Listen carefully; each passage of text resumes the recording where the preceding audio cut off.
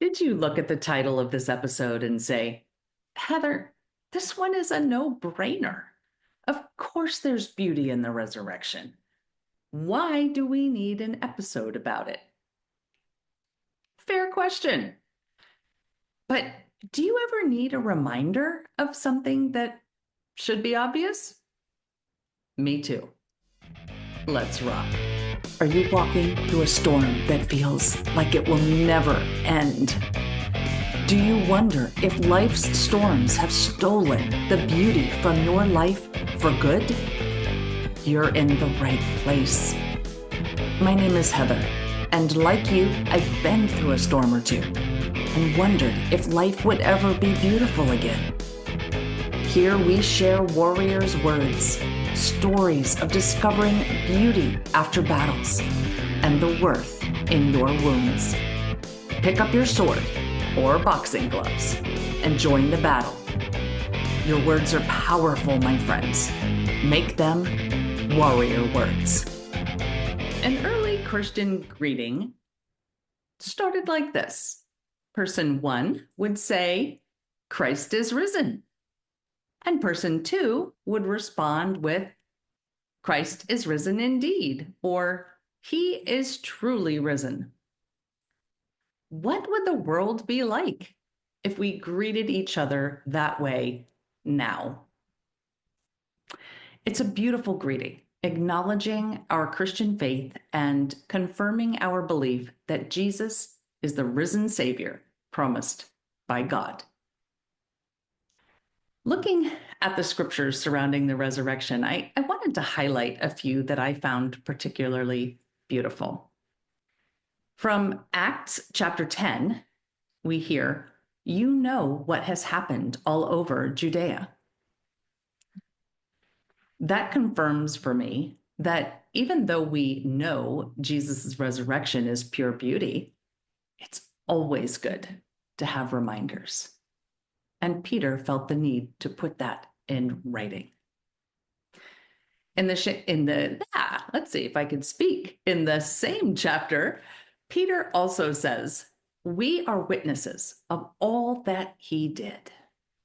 Can you imagine the beauty of witnessing Jesus raising Lazarus from the dead, healing the many who would come to him, the multiplication of the loaves and fish, the turning of water into wine?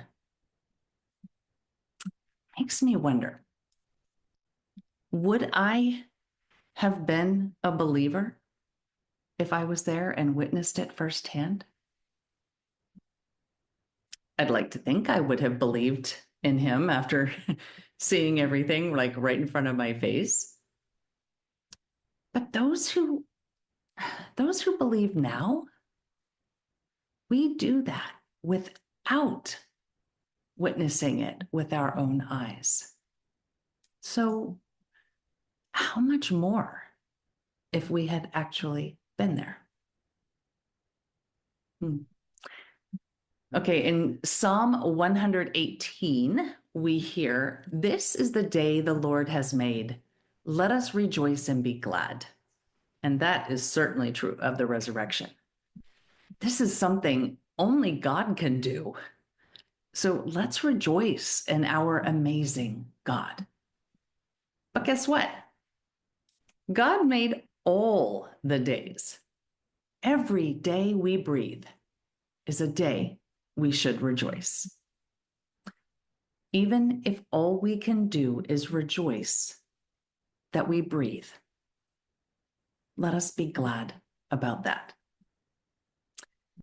In the same psalm, we also hear his mercy endures forever, and the right hand of the Lord has struck with power. God is both all-powerful and merciful.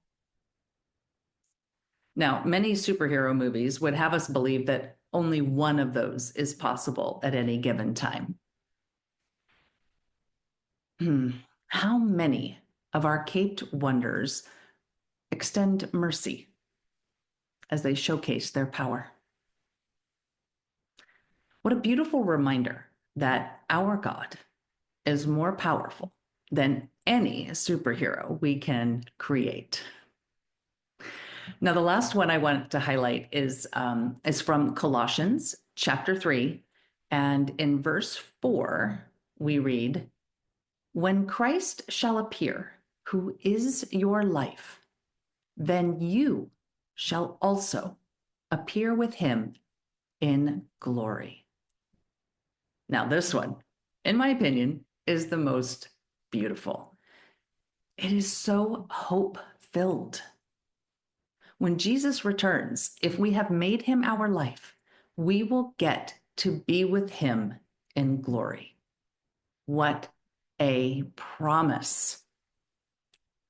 So, this Easter season and beyond, what can you do to make Christ your life? Come share with us at facebook.com/groups/warrior words. And that's it for now. Remember, armor up, fight the good fight, seek beauty, and make your words warrior words. God bless.